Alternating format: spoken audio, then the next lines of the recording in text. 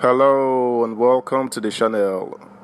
The presidential candidate of Labour Party, Peter Obi, who has mostly avoided controversy since declaring his intention to run for president, is embroiled in one at the moment, as a leaked audio tape has emerged, purportedly of the former Anambra State Governor in conversation with the Bishop of the Living Faith Church Worldwide, Bishop David Oyedepo.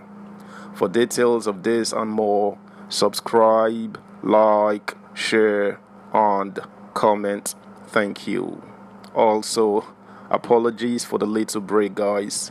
Back and better and raring to go. Hope you all are great as well. Let's get to it then. Leaked audio.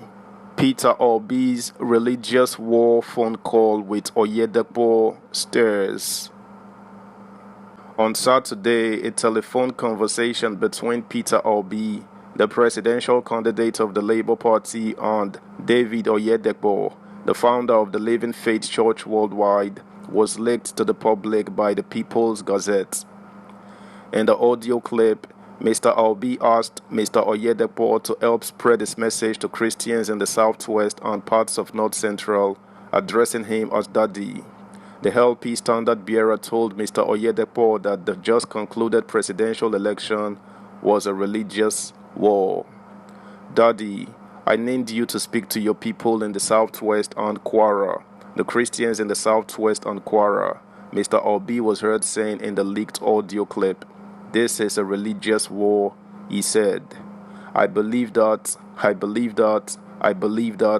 Oyedepo responded, with Mr. Obi saying on the other side of the phone that if this works, you people will never regret the support.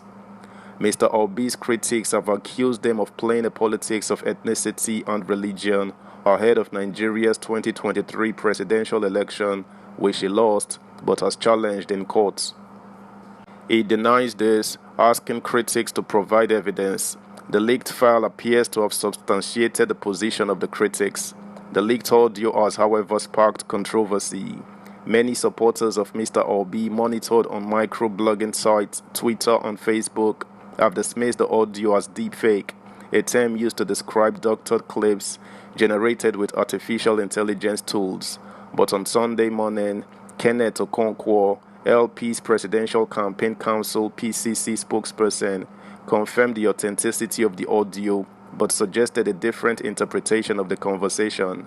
He immediately faced threats of being cancelled by the obedient, as Mr. Obi's supporters are described.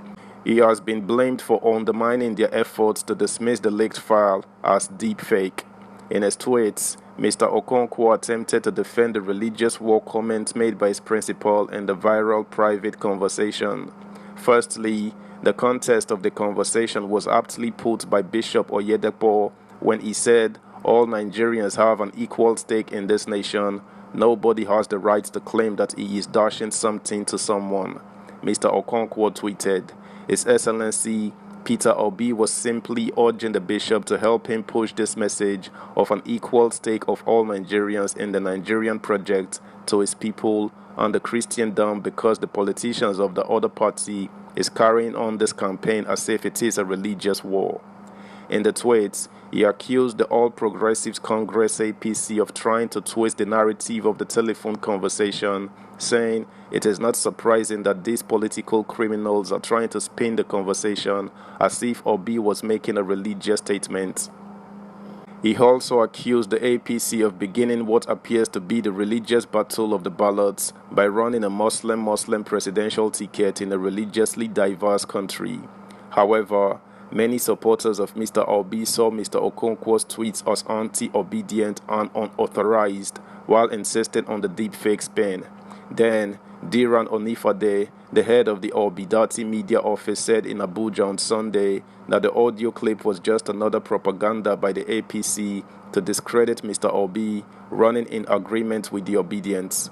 All these are meant to serve no other purpose than egregious mischief aimed at demarcating Peter Obi. If the goal is to create a credibility problem, the ploy has failed woefully, Mr. Onifade said, also describing the audio as deepfake.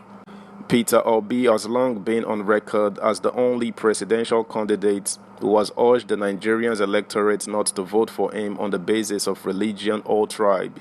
He also described it as APC's endless subterfuge to continue to hold on to what they know does not belong to them.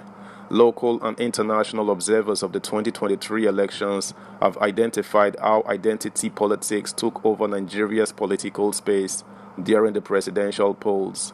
Many believed Mr. Obi's consistent lobby of Christians worked and helped him pull over 6 million votes.